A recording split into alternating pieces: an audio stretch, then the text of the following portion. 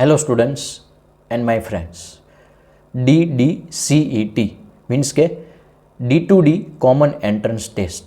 ઘણા સમયથી એવી વાત થઈ રહી હતી કે હવે જેમને D2Dમાં એડમિશન લેવાનું છે, એટલે જે 6 સેમમાં છે આ વર્ષે પૂરું કરવાના છે એને પણ, અને લાસ્ટ યરના જેટલા બાકી છે એને જે આ વર્ષે લેવું હોય એને પણ એક કોમન ટેસ્ટ દેવાની છે.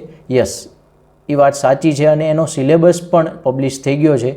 તો એ સિલેબસમાં શું રહેશે, કયા કયા સબ્જેક્ટ્સ છે કન્સિડર કરવાના છે, એ હું આજે તમને વિડીયોમાં શેર કરવા જઈ રહ્યો છું.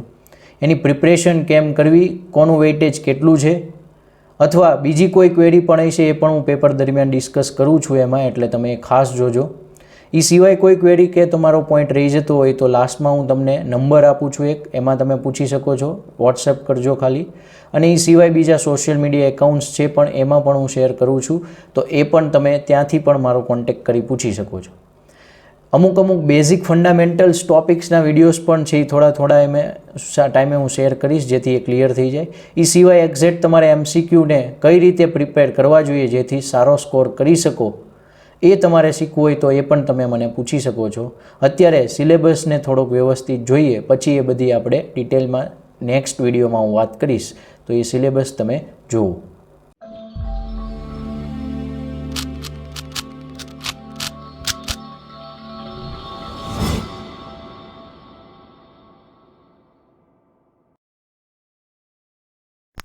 ઓકે, તો આ છે ગુજરાત ટેકનોલોજીકલ યુનિવર્સિટી દ્વારા બહાર પાડવામાં આવેલો સિલેબસ. ગવર્મેન્ટ ઓફ ગુજરાત દ્વારા GTUને D2D એડમિશન માટેની જવાબદારી સોંપાઈ છે, એટલે એ પ્રમાણે એમણે એક સિલેબસ બહાર પાડ્યો છે. જેમને પણ એન્જિનિયરિંગમાં D2D તરીકે એડમિશન લેવું છે, એટલે કે ડિપ્લોમા કમ્પ્લીટ કરીને ડિગ્રીના 3rd સેમેસ્ટરથી એડમિશન લેવું છે, જેમણે ડિપ્લોમા પૂરું કરી દીધેલું છે હમણાં લાસ્ટ યર, જે કોઈ પણ કારણોસર હજી ડિગ્રીમાં એડમિશન નથી લઈ શક્યા, અથવા અત્યારે જે 6 સેમેસ્ટરમાં આવવાના છે અને ડિપ્લોમા પૂરું કરવાના છે એ પણ સ્ટુડન્ટ છે, હવે 2024માં D2Dમાં એડમિશન લેવું હોય તો આ કોમન એન્ટ્રન્સ ટેસ્ટ દેવી ફરજિયાત છે. એમાં કોઈ પણ એન્જિનિયરિંગની બ્રાન્ચમાં તમારે એડમિશન લેવું હોય, તમે કોઈ પણ બ્રાન્ચમાં ડિપ્લોમા કર્યું હોય, તમારે કોમન એન્ટ્રન્સ ટેસ્ટ દેવાની છે, જેનો એક કોમન સિલેબસ છે. એટલે એક જ પેપર નીકળશે બધી જ બ્રાન્ચ માટે, કારણ કે એમાં બેઝિક જ તે આપેલું છે, એટલે બધી જ બ્રાન્ચ માટે એ કોમન નીકળશે ને બધાને આવડતું પણ છે. ઓકે, તો બધી જ બ્રાન્ચ માટે એક જ સરખી તૈયારી કરવાની છે, જેમાં એ ટેસ્ટ છે એ ટોટલ 2 પેપરમાં ડિવાઈડ કરવામાં આવી છે. પહેલો છે basic of science and engineering કરીને, જેમાં ફિઝિક્સ એન્ડ કેમેસ્ટ્રીના ક્વેશ્ચન્સ રહેશે, ટોટલ 50 ક્વેશ્ચન્સ, 100 માર્ક્સ, મીન્સ એક ક્વેશ્ચન 2 માર્ક. બીજો પેપર છે એ રહેશે એપ્ટિટ્યૂડ ટેસ્ટ. રિયલમાં એમાં એપ્ટિટ્યૂડના ક્વેશ્ચન નહીં હોય, પણ એમાં mathematics and soft skills mean communication skill and ઇંગ્લિશમાં રહેશે, અને ટોટલ એમાં પણ 50 ક્વેશ્ચન્સ, 100 માર્ક્સ, એટલે અગેન એક ક્વેશ્ચન 2 માર્ક. ઓબ્જેક્ટિવ ક્વેશ્ચન એટલે કે MCQ બેઝ જ હશે, ટોટલ 100 ક્વેશ્ચન હશે અને 200 માર્ક, એટલે કે એક ક્વેશ્ચન છે એના 2 માર્ક. નેગેટિવ માર્કિંગ પણ છે. અને ટોટલ પેપર પૂરો કરવાનો જે ટાઈમ રહેશે એ છે 150 મિનિટ્સ, મીન્સ કે 2 કલાક અને 30 મિનિટ, જે GTUની રેગ્યુલર એક્ઝામમાં હોય છે એટલો ટાઈમ. પણ એ થિયરિટિકલ ડિસ્ક્રિપ્શન છે, આ ખાલી 100 MCQ છે, આરામથી પૂરું કરી શકશો. હવે ડિટેલમાં સિલેબસ જોઈએ તો મેં કીધું એમ પેપર 1 જે છે basic of science and engineering, એમાં 2 ભાગ હશે. ટોટલ 50 ક્વેશ્ચનમાંથી 25 ક્વેશ્ચન કેમેસ્ટ્રીના હશે, એટલે કે 50 માર્કના ઈ, અને પહેલા પેપરમાં બીજો ભાગ ફિઝિક્સનો હશે, જેના 25 ક્વેશ્ચન એના 50 માર્ક્સ, એટલે total 50 question 100 mark paper 1. Paper 2માં જે કીધું છે એપ્ટિટ્યૂડ ટેસ્ટ એટલે કે મેથેમેટિક્સ એન્ડ સોફ્ટ સ્કિલ, એમાં પણ સેમ 2 સરખા ભાગ છે. મેથેમેટિક્સના 25 માર્ક ક્વેશ્ચન અને 50 માર્ક, અને સોફ્ટ સ્કિલ્સ એટલે કે ઇંગ્લિશ કોમ્યુનિકેશન સ્કિલના 25 ક્વેશ્ચન 50 માર્ક. તો આ રીતે આખી પેટર્ન ડિવાઈડ થયેલી છે. એક સાથે જ પેપર રહેશે, 2.5 કલાક મળશે, એટલે તમારે પેપર 1 જલ્દી પૂરો થઈ ગયો હોય, પેપર 2માં ટાઈમ આપી શકો છો. એટલે તમારે એક વેઇટેજ છે એ પ્રોપરલી સ્ટડી કરવું પડશે. પેપર 1 જેમાં પહેલો ભાગ આપણે સમજીએ ફિઝિક્સ, જેમાં ડિટેલ સિલેબસ આપ્યો છે વેઇટેજ વાઇઝ. પહેલું ચેપ્ટર છે એમાં યુનિટ્સ એન્ડ મેઝરમેન્ટ, જે ફિઝિક્સ સ્ટડી કરતા હો તમે ફર્સ્ટ સેમનું જોશો તો એક્ઝેક્ટ GTUનો આખો એકદમ એવો જ તે સિમિલર સિલેબસ છે. 20% વેઇટેજ. એનો મિનિંગ કે ટોટલ 25 ક્વેશ્ચન જે છે ફિઝિક્સના, એમાંથી 5 ક્વેશ્ચન છે એ આ ચેપ્ટરના રહેશે 10 માર્કનું. ક્લાસિકલ મિકેનિક્સ અગેન એમાં 20% વેઇટેજ, 5 ક્વેશ્ચન 10 માર્ક, એટલે કે એમાં general motion, velocity, acceleration, force, energy, power, આ બધા ક્વેશ્ચન બેઝિક રહેશે. ઇલેક્ટ્રિક કરંટ એટલે કે ઇલેક્ટ્રિસિટીનું બેઝિક છે, અગેન સેમ 5 ક્વેશ્ચન 10 માર્ક્સ, એકદમ સરળ છે. જો આવા કોઈ વિડીયો હું બનાવીશ તો તમને શીખવા પણ મળશે, તમે ડાયરેક્ટ મારી પાસે ઓફલાઈન આવશો તો પણ આઈડિયા આવી જશે. એકદમ ઇઝી છે, એકદમ ઇઝી, હું બનાવીને પણ તમને કહીશ. એકદમ એ પ્રમાણે MCQ વાઇઝ પ્રિપરેશન કરશો, આઈ થિંક પૂરા માર્ક્સ જ આવશે. ફોર્થ જે છે ચેપ્ટર, હીટ એન્ડ થર્મોમેટ્રી. થર્મોમેટ્રી મીન્સ કે એને મેઝરમેન્ટ અને એને રિલેશન, એટલે કે હીટ અને હીટને રિલેટેડ ટર્મ્સ, જેના પણ અગેન સેમ વેઇટેજ. ને લાસ્ટ છે wave motion, optics and acoustics. Mechanical civil જેવી કોઈ બ્રાન્ચમાં તમે સ્ટડી કરતા હો અને ફિઝિક્સ ભણ્યા હો તો એમાં આ ચેપ્ટર્સ નથી હોતું, પણ કોમ્પ્યુટર, IT, ઇલેક્ટ્રિક, ઇલેક્ટ્રોનિક્સ વાળાને આ ચેપ્ટર હોય છે, એમને આવડતું હોય છે, એટલે એ બધાને થોડોક ફાયદો છે. પણ ફાયદો એટલે 2 વર્ષ પહેલાં શીખ્યા હોય છે, અત્યારે તમે શીખો એટલે જો તમે પ્રોપરલી ફિઝિક્સ મેં કીધું એમાં આખા ફિઝિક્સમાં પ્રોપર 15 દિવસ મહેનત કરો, આ પૂરેપૂરા માર્ક્સ આવી શકે છે. આ જે સિલેબસ નક્કી કર્યો એના માટે GTUએ કોનો રેફરન્સ લીધો છે? મેઇન AICT મોડેલ કરિક્યુલમમાંથી તો એને જોવું જ પડે એટલે એનો લીધેલો છે, ને બાકી બધી અમુક યુનિવર્સિટીનું જોયેલું છે. પછી જે બીજો ભાગ હતો પહેલા પેપરનો, કેમેસ્ટ્રી. એ કેમેસ્ટ્રીનો પણ સેમ સેમેસ્ટર 1માં જો કેમેસ્ટ્રી જેને ઓફર થાય છે એનો એકદમ સિમિલર સિલેબસ લીધેલો છે. ફર્સ્ટ ચેપ્ટર છે ઇનઓર્ગેનિક કેમેસ્ટ્રી, જેમાં ઇનઓર્ગેનિક કેમેસ્ટ્રીનું સિમ્પલ બેઝિક જ છે, અગેન એનું 20% વેઇટેજ, એટલે 5 ક્વેશ્ચન 10 માર્ક.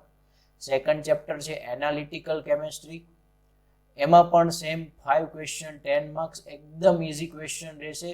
એનું કારણ શું છે? કેમેસ્ટ્રી છે ડિટેલમાં એક્સપ્લેનેશન આપવું it is very tough, but જ્યારે એને MCQ બેઝ છે એ તૈયારી કરશો તો એ એકદમ ઇઝી છે. Basic equation, basic formula, basic MCQ હું તમને જે આપીશ કે આ સોલ્વ કરો એમાંથી જ છે એ હોઈ શકે, કારણ કે એમાં નવા કોઈ ના બને.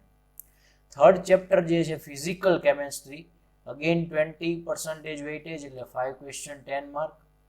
ફોર્થ ચેપ્ટર છે એપ્લાઇડ કેમેસ્ટ્રી, જેમાં વોટર ટ્રીટમેન્ટ એન્ડ લુબ્રિકન્ટ્સ છે, again same weightage. Fifth chapter જે છે એ છે ઓર્ગેનિક કેમેસ્ટ્રી, એનું સેમ વેઇટેજ, એટલે કેમેસ્ટ્રી પૂર. આ રીતે 50 questions 100 marks, paper 1.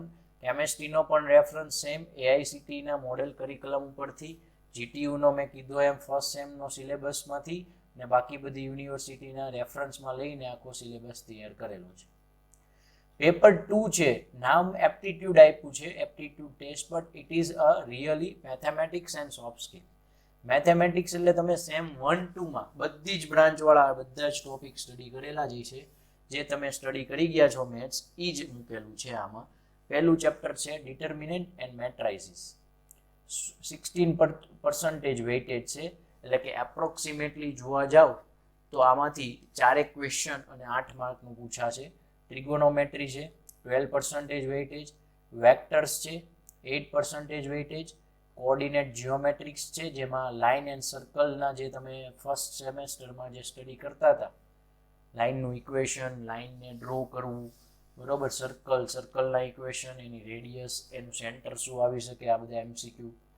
Fifth chapter છે function and limit, 12% weightage. Differentiation second સેમેસ્ટરના મેથ્સમાં થોડાક એન્ટર થયા, differentiation and its applications, integration, logarithmic and statistics. તો આ પ્રમાણે છે એ ફર્સ્ટ સેકન્ડ સેમના મેથ્સને થોડુંક આવરી લેવામાં આવ્યું છે.